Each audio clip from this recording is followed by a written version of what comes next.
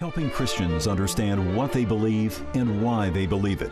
This is the passion of Dr. R.C. Sproul, founder of Ligonier Ministries. We offer the growing Christian thousands of practical educational resources rich in biblical truth. Each is created to help you understand Scripture and apply it to your daily living. Ligonier Ministries is here to equip you to give an answer for the hope that is in you. The Bible teaches nothing less than a whole world and life view, comprehensive enough for the inquiring scholar, simple enough for the child, yet so profound as to answer the deepest questions of meaning. A mind renewed by the Word of God can change the family, church, and the world. All of our resources draw on the rich heritage we have as Christians. Let us know today how we can help you continue your journey to the renewed mind.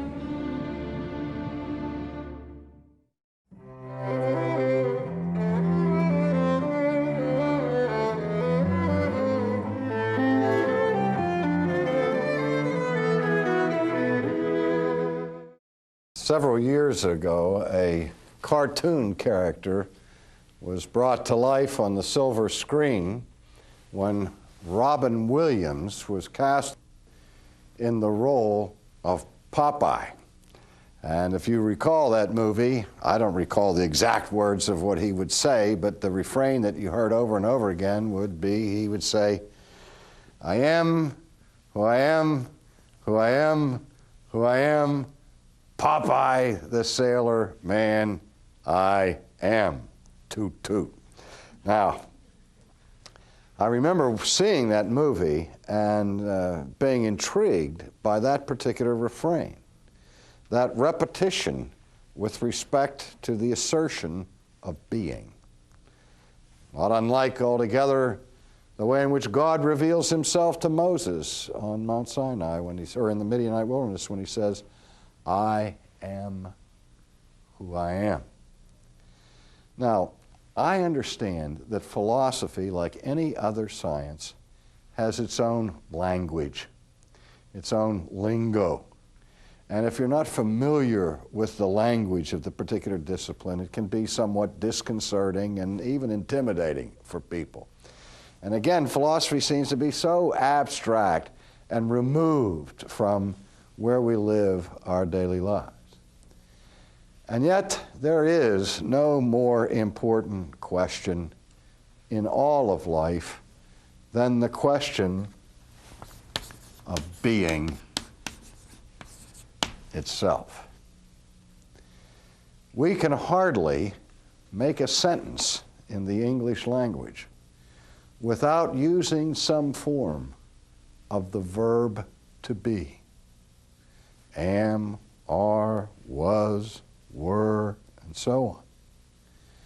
And every time we make simple sentences, I am going to the store, we were in Orlando yesterday, we are falling back on some kind of idea of being. It's inescapable. And yet when we begin to probe the idea of being itself, it's somewhat elusive and mysterious to us. Well, in that period between the pre-Socratics that we've already covered and the arrival on the philosophical scene of the titan of Athens, namely Socrates, there were some philosophers who were extremely important, not only as precursors for the coming of Socrates and Plato, but really for the whole history of theoretical thought. And those two very important philosophers of the ancient world were Heraclitus and Parmenides. Now, these philosophers were very much concerned with the question of being. Now, there's a debate, indeed a dispute, over which one wrote first and which one responded to the other. When I was in college, I was taught that Heraclitus wrote first and Parmenides was answering him. But more recent literature would indicate just the opposite was the case, but we don't know for sure. But I'm going to work today on the assumption that Heraclitus was the first of these two. It's really not all that important in the final analysis. But Heraclitus is known principally only through quotations and allusions to him and fragments of his writings that have survived. But he is famous in popular philosophy for some of the things that he said. And one thing he said was, everything that exists is in a state of flux. Everything is in a state of flux. Or to put it another way, whatever is changing. Everything is in a state of change. And his illustration or metaphor by which he described this phenomenon was to speak about a river. He said the famous statement, you cannot step into the same river twice. And what did he mean by that? I mean, you go to the Mississippi River and you put your toe in the water, step back out, and then step back in, you've still stepped into the Mississippi River. You've stepped in it not once, but twice. But what Heraclitus is saying is between that first step and the second step, the river has changed. The current has moved on. And the changes that have occurred in that river may be so tiny, so infinitesimal, that they are not at all perceived. For example, every drop of water that moves along that river is making an impact on the bank of the river in a very almost, well, really imperceptible way. A tiny, minute bit of erosion has taken place. And the composition of the water that you first stepped into has changed by the second time you step into the river. And so that's what he's saying, is that that river is always changing. But not only is the river changing, but you are changing. And if it takes you 1 second to step the first time and another second to step the second time, the change in you, again, may be imperceptible, but if for no other reason, you're still 1 second older than you were the first time you put your foot in the river. Now, this is part and parcel of our daily experience. We know what it means to age. I've said many times that there are 3 stages of life: youth, middle age, and the third one, you look great. You know you're old when your friends come up to you and say, you look great. That's a euphemism for, boy, have you gotten wrinkled and gray. But we all know the ravages of time. We all know that as creatures we are subjected to generation and decay, to change. We grow older, we grow fatter, we grow thinner, whatever. We're always changing. And yet, when you look at a person that you haven't seen in 25 years, you think, wow, you know, how have they changed? It seems so dramatic when you haven't been there watching it moment to moment. And yet, at the same time, you can still recognize that it's the same person that you knew 25 years ago. That you are the same person you were when you were 5 years old or 4 years old. Yet, you're different. Sameness and differentness. These categories define all of reality as we experience it in the world of creatures. So what Heraclitus was getting at was that whatever is changing. He's coming up with a category that becomes very important for future philosophical thought. In fact, let me say that sentence again. I said he comes up with a category that becomes very important for later philosophical thought. And it is the category of becoming. Becoming. Now let's talk about these categories of being and becoming for just another moment. There are other words that later philosophers used, particularly Aristotle, for these categories. Aristotle talked about actuality and potentiality. Potentiality describes that which we possibly could become, but have not yet reached. Actuality describes what we are. So that potentiality is a descriptive term for becoming. Actuality is a term for being. Now, what are you? Are you a human being? Or are you a human becoming? That's the question. As long as you're changing, you are still experiencing potential. You are still in a process. You're still moving. You're still changing. You, whatever you are not eternally the same. So how do we deal with this? For Parmenides, he's saying everything is in a state of flux. Everything is in a state of becoming. Now, having said that, and he's known for saying that, many modern philosophers have appealed to Heraclitus as being the father of contemporary existentialism. Now, later on in this course, we'll give a little introduction to existential philosophy. I get that question all the time from people that say, what is existentialism? And I say, it's the philosophy of existence. And they say, oh. Doesn't help a whole lot. But this whole idea that there are no absolutes, there's nothing stable, there's nothing fixed, there's nothing changeless, there's nothing eternal, only the now, only the individual, only existence rather than essence. These are the thoughts of contemporary existentialists, and they appeal to Heraclitus as their father in the faith, as it were. But believe it or not, Heraclitus was a monist. Heraclitus believed that all reality was one. Yet, in the one, there is eternal diversity.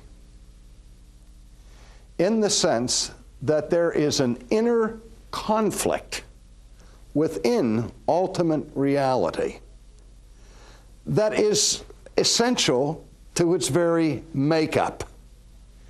That there's a dynamic involved in reality itself. His greatest model for that was fire, which seems to be alive and powerful, but it is always burning or going out. It's kind of the yin and the yang, the tension or the dialectic within itself. Now, over against Heraclitus, Parmenides argued with his most famous statement that many people have heard me lecture, have heard me refer to Parmenides many times.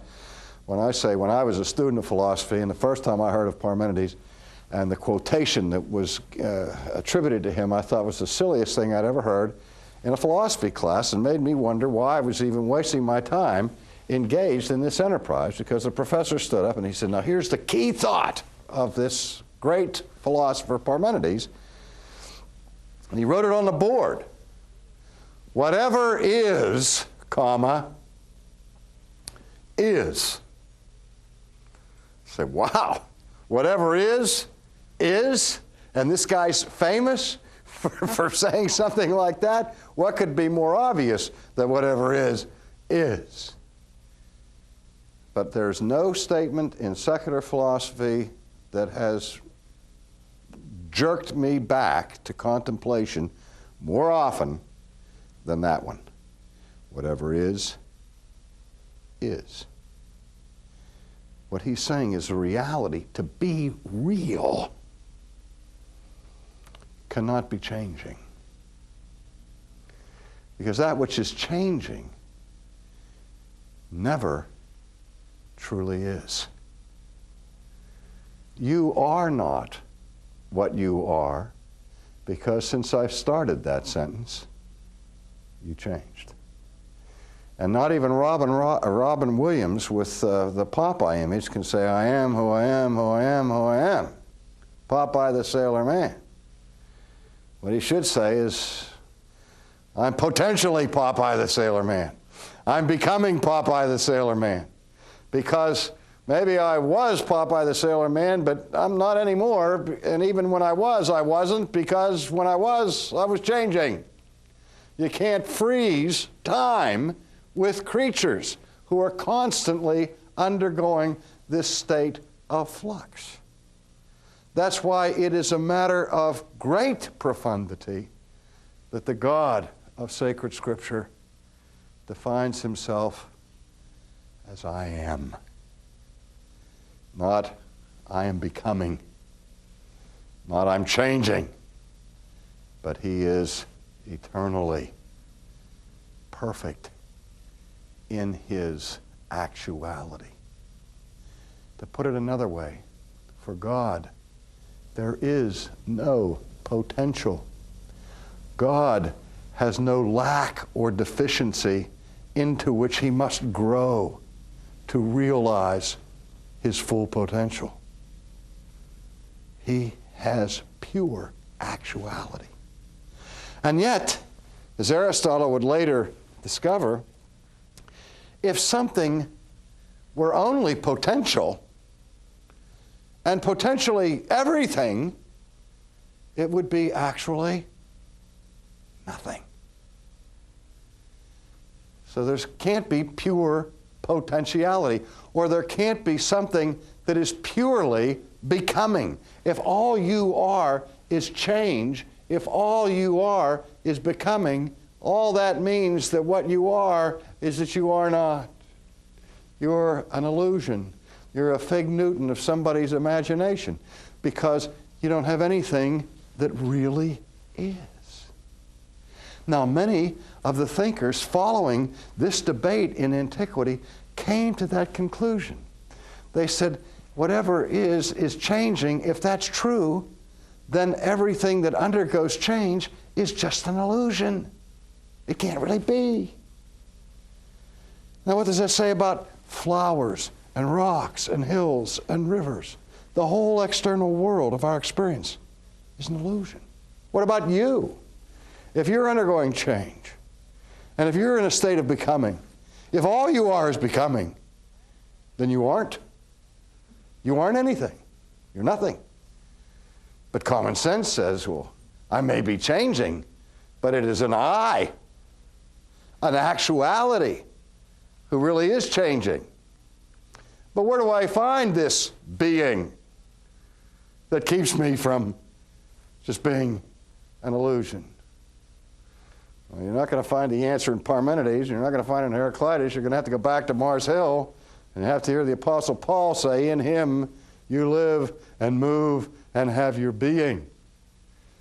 That the only thing that keeps me from being an illusion is the power of the one who created me, who himself has all being perfectly within his own identity. But in any case, this is a very profound thing to be concerned about, as we will see with Plato and Aristotle, and really all future philosophy. In a sense, the whole history of philosophy is an attempt to answer the debate between Heraclitus and Parmenides, between being and becoming, between actuality and potentiality, between reality and illusion.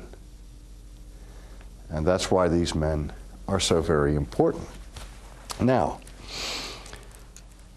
another person that I want to look at very quickly in anticipation of the coming of Socrates on the scene is a man who's famous, if for no other reason.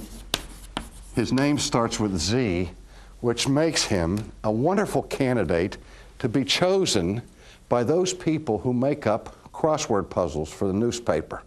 And if they have a word with a Z in it, they have limited possibilities to fill in the grid. And so you'll see this fellow's name appear frequently if you're a crossword puzzle addict like I am. Zeno, the skeptic of antiquity. Zeno was actually a disciple of Parmenides. And he wanted to attack all forms of philosophy that declared the reality of either matter or motion. And he used an argument in his little games that he played that became quite important to the whole future of Western thinking and debate. He made famous the argument called reductio ad absurdum. Now, the way that kind of an argument works is you listen to your opponent, and your opponent gives his thesis. He gives the point that he's trying to make. And rather than just counter that by giving opposite arguments for it, the person who's reasoning in the fashion of Zeno would say, okay, I'm going to adopt your position. And I'm going to see where that position takes me if I follow it to its logical conclusion. And so Zeno would do that. He'd step into the shoes of his opponent and then reason from the opponent's premise logically and show that that premise, if reasoned out thoroughly, would lead to absolute absurdity. The Apostle Paul does that frequently, for example, in the New Testament. When he writes in 1 Corinthians 15 to those who are denying the resurrection, he said, okay, if there is no resurrection of the dead, what are the implications of that? And he spells them out and reduces the arguments of his opponents to foolishness. Well, Zeno argues against pluralism because pluralism taught the infinite divisibility of matter. And he said this is absurd. And he does this with his arguments from motion. And the famous ones include the race between Achilles, the Greek Olympic athlete, and the tortoise. It's sort of like the fabled race between the tortoise and the hare.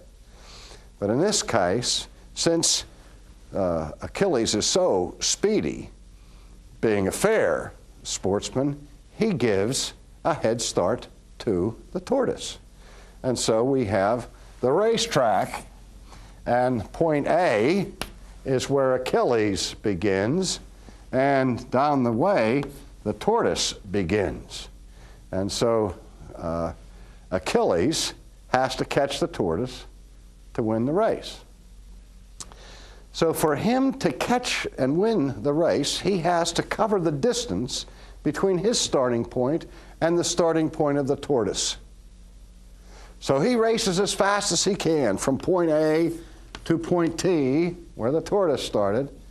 But no matter how fast he runs, time elapses. And during that time that has elapsed, what is the tortoise doing? He's moving. So the tortoise has moved on. So now Achilles is much closer to the tortoise than when he started, and he has a much smaller distance to make up, and so he races as fast as he can from the point he now is to the point where the tortoise is. Covers it very briefly, but by the time he gets to where the tortoise was, the tortoise has moved on. And by logical extension, reasoning in this manner, Zeno tries to show that at what point Achilles will catch the tortoise. Where? Never. And the tortoise will win the race. The second illustration is that if you want to go from Chicago to Orlando, you can't get there. And his reasoning is this: before you go from Chicago to Orlando, you first have to go halfway. And that makes sense? And once you reach the halfway point, to get from that point to Orlando, you have to go halfway. And once you get to that point, in order to get from there to Orlando, first you have to go, what? Halfway. Now, how long does this halfway business keep up? Forever. You'll never get there.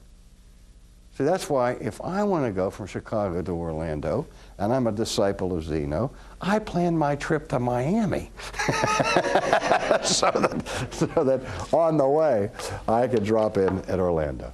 So anyway, this business of matter, reality, being, and becoming all set the stage for the crisis that happens in ancient Greece that is not resolved until the appearance of Socrates.